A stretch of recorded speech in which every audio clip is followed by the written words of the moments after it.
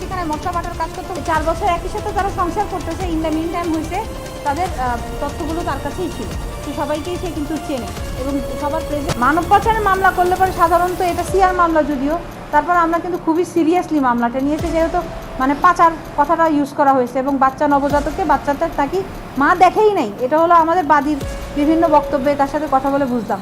এখন তাহলে ফার্স্টে যেহেতু আমরা দেখলাম হাসপাতালে তার গার্জিয়ান হলো তার হাজব্যান্ড, সে নিশ্চয়ই সই করেছে। এখন সই করার কাগজ থেকে তাকে আমরা নিয়ে আসলাম, ধরে নিয়ে আসলাম। ধরে নিয়ে আসার পর যখন হাজব্যান্ড আর ওয়াইফকে আমরা মুখোমুখি করালাম, তখন ঘটনা আপনার মানব পাচার থেকে অন্য জায়গায় চলে গেল। ঠিক আছে, এখানে আমরা পেলাম একটা চক্র যেখানে হলো বাচ্চা কেনা বেচা হয়। আমরা চলে আসলাম পাচার থেকে শুধু একটা বাচ্চা কেনা বেচা হয়, এই চক্রে চলে আসলাম।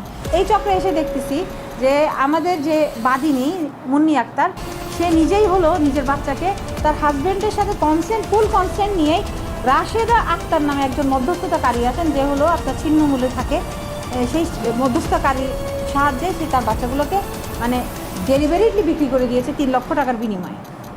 ঠিক আছে, মধ্যস্থতাকারী রাশেদাকে কিন্তু ইতিপূর্বে এর আগে ডিবি একবার উঠাই নিয়ে আসছিল, সে বাচ্চা বিক্রি করে এবং বাচ্চাগুলো সে কিন্তু চুরি করে বিক্রি করে নাই, মা বাবার সাথে কনসেন্ট নিয়েই সে বিক্রি করতেছে।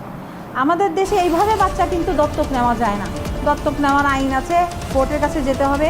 বাচ্চাকে যে কোনো কাপল হবে না বা কেউ রাখতে চাচ্ছে না, দিতে চাইলে তাদের আপনার একটা সোশ্যাল এবং আইনের একটা পরিভাষা আছে, সেই পরিভাষায় নিতে হবে।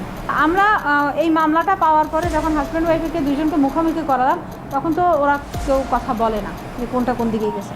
আমরা একটু তারপরে টেকনিক্যাল হয়ে তাদের খোঁজ নিয়ে তারা কার সাথে কথা বলেছে, কোথায় কথা বলেছে, যেহেতু আপনার অল্প দিনের ব্যাপার, তো আমরা একটু তথ্য প্রযুক্তির দিকে গেলাম। তথ্য প্রযুক্তির দিক দিয়ে দেখলাম যে কার সাথে কে কথা বলেছে। তো এই কথা বলার কমন লোকটা আমরা বের করে ফেললাম। বের করে আমরা দেখলাম যে Rasheda.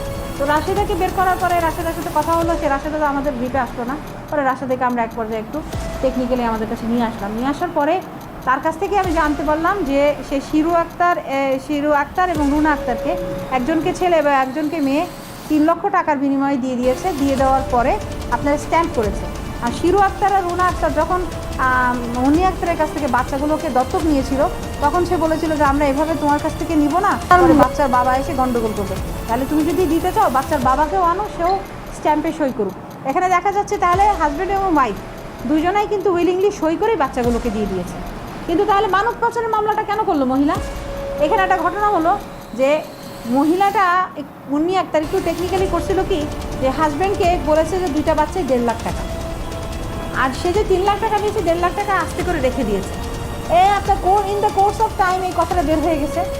In the course of time husband wife থাকতে থাকতে একসাথে বের হয়ে গেছে যে এই 1.5 লাখ টাকা মুন্নি আক্তার তাকে দেয় নাই। না দেওয়ার কারণে মুন্নি আক্তারকে সে মারধর করেছে, মারধর করে ওই 1.5 লাখ টাকা নিয়ে গিয়েছে। এর মধ্যে এই 1.5 লাখ টাকা নিয়ে যাওয়ার পরে আপনার মুন্নি আক্তার হাজব্যান্ডের নাম হলো কি জানো? হাবিবুর রহমান অলরেডি কিন্তু তার আগের পক্ষের একটা মেয়েকে সন্তানকে বিয়েও দিছে এই টাকা দিয়ে, এই বাচ্চা বিক্রির টাকা দিয়ে।